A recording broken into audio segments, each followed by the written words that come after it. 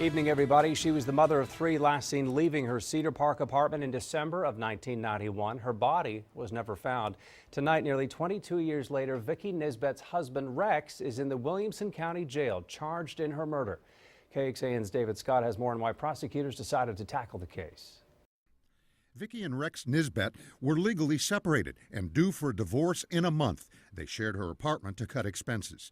Prosecutors are convinced Rex killed his wife. We hope that people will bring more information forward. I do believe that although I do believe Rex was the person that killed Vicki, we have suspicion that possibly somebody helped him dispose of her body. Vicki's blood was found in her bedroom. Her car recovered 2 months later.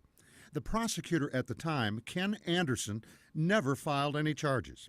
Recently elected DA Janet Duty looked over the specifics in February.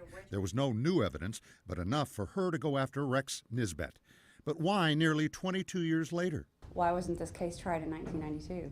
I mean, it's a good case. I mean, I understand we don't have a body, and that's a big hurdle to overcome. But when you have the evidence that we do have, it's a strong case. It's a strong circumstantial case. Prosecutors say Nisbet has a history of arrests for assault and drugs. He became a homeless transient living in the halfway houses and streets of Houston. It took a little while to track him down. He was arrested Wednesday and brought to Georgetown today. It was a challenge to find him, but we had many agencies all pulling together to find him, and they were successful within about a 2-week period.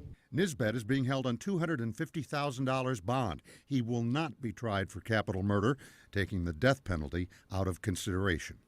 David Scott, KXAN News.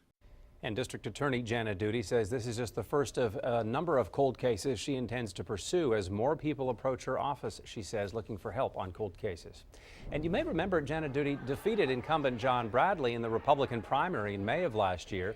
Much of Duty's campaign focused on the Michael Morton case. Recall, he's the man who spent nearly 25 years in prison in the murder of his wife, though he was innocent.